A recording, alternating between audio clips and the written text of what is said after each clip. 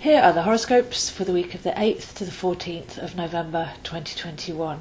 Most of the planets here are in the winter signs. So we're in the month of solar Scorpio, but we've also got Mercury and Mars in Scorpio. Then we have Venus, and for some time this week the Moon and Pluto also in Capricorn. Venus will be in Capricorn for a long time because of the coming retrograde. Then we have Saturn and Jupiter transiting Aquarius, and Neptune at home in Pisces. So apart from Uranus in Taurus, everything is under the horizon, everything's in the winter signs. And we have some squares coming up this week, so this feels like our annual journey into the darkness, into the underworld, to take that sacred, cleansing, alchemical journey is going to be challenged.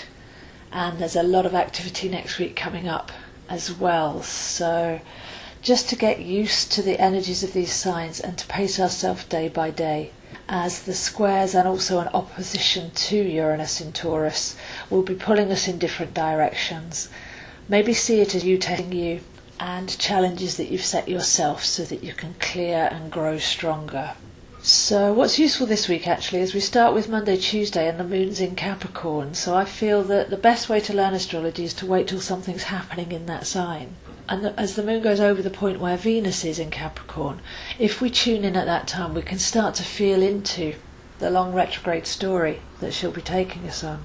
So the dates are Venus recently into Capricorn, retrograde 19 December, direct 29 January, and out through the other side into Aquarius by the 31st of March. So again, this adds to this winter journey, vision quest, retreat scenario.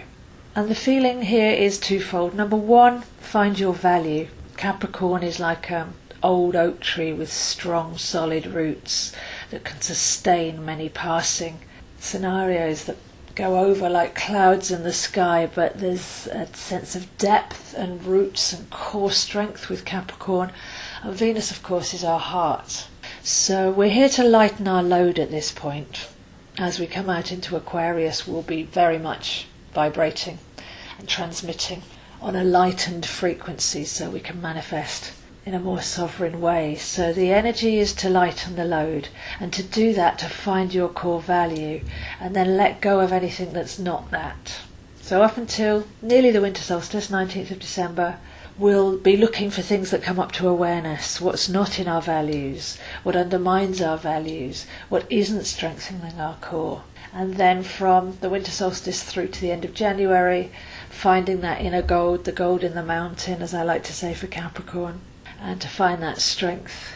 But also we can be even stronger if we've let go of a lot of baggage. Lighten the load and get ready to be the transmitter receivers in the month of Aquarius. So mainly Monday, but into Tuesday with the moon in Capricorn, we can tune into that Venus energy, we can preempt it, we can start to observe what comes up, and really make the most of that retrograde. And as I've said before, although they're spoken about badly, they're actually an opportunity for us to change, and significant and subtle change internally leads to a much better life. Capricorn's dignity, authenticity, grace, these kind of things, so it can only be better. We'll be looking to let go of anything that's not that. We have Mercury, Mars and the Sun all in Scorpio, so there's a feeling by Tuesday to consider your courage. You're strongest when you hold a pure value in your heart and stand for what you know to be right and true. There's a certain strength there that's almost superhuman. So first of all, the journey here with Scorpio will be to go and find what you hold in value, your purity and your passion. But the other side of this coin is to stop worrying about things that don't matter. The mind has been made very, very busy in the modern society, which is psychologically anxious.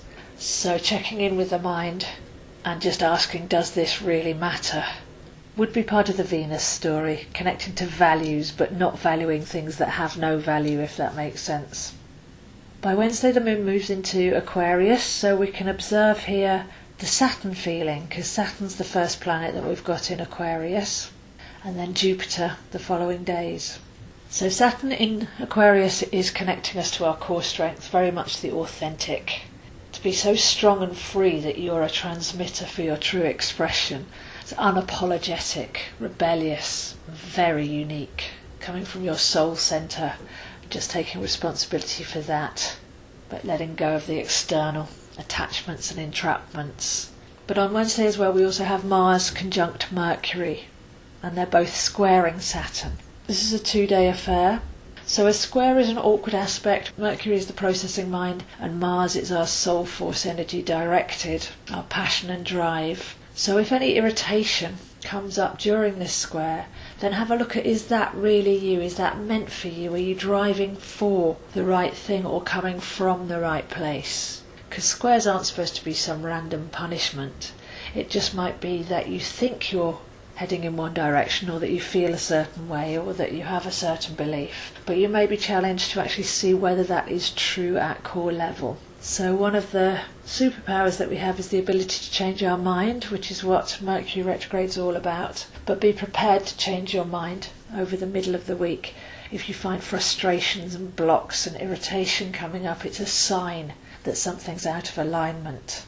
But Saturn will pull you back in to your pure vibrations, so just be open to that. Mars and Mercury remain conjunct, that's together, on Thursday, 11/11, and there's a feeling of breakthrough here. And I think some of the squares will deliver slightly shocking information, things being brought to light. Scorpio loves to do that, dig in the deep and bring things out to light.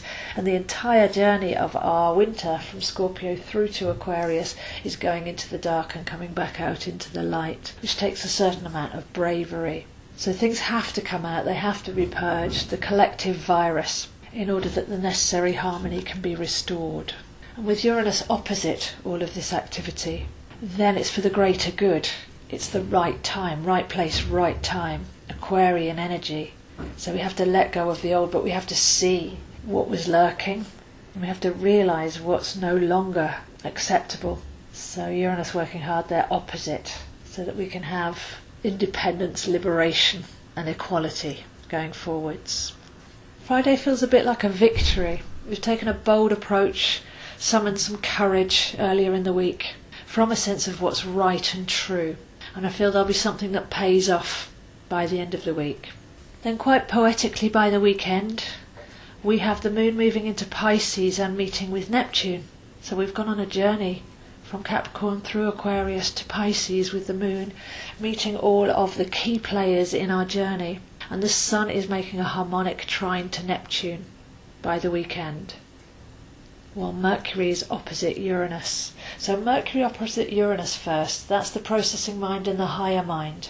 So we've got a chance to break from mental matrix, and it's all been about rinsing off who we're not. But I feel with this Venus retrograde, some of the other aspects coming up here will really be centred in who we actually are, an anchor in our unique expression. So if you'd like to learn your chart, I am available one-to-one for customised lessons. I also teach while giving chart readings, so if you'd like a reading but to learn something about your chart as we go along, that's possible too. And I have courses and lots of videos on my YouTube channel, Zoeastro. So please do email me if you'd be interested in plotting a course through the winter to learn this sacred art and to really have a soul retrieval of all of the energies that you might have forgotten about or not met yet. Bring yourself back into wholeness, ready for the spring. As we're coming up to the holiday season, I do offer gift vouchers. So if you're having trouble with supply chain issues, or if you don't know what to give somebody who's got everything, then I can send an e-voucher and a copy of their chart, so they've actually got something to receive. Then we can arrange a reading, which lasts a very long time and has great value. So my email is zoeheinz7@gmail.com if you'd like to get in contact. And my Facebook is AstroZoe and Instagram zoeheinz7. So take it easy this week, step by step, see it as a sacred journey. Meet the challenges with courage and conviction. Strip away limitation and start to centre in your true vibration, as this will put you in really good stead for 2022. So those are the horoscopes this week, and I'll see you next week.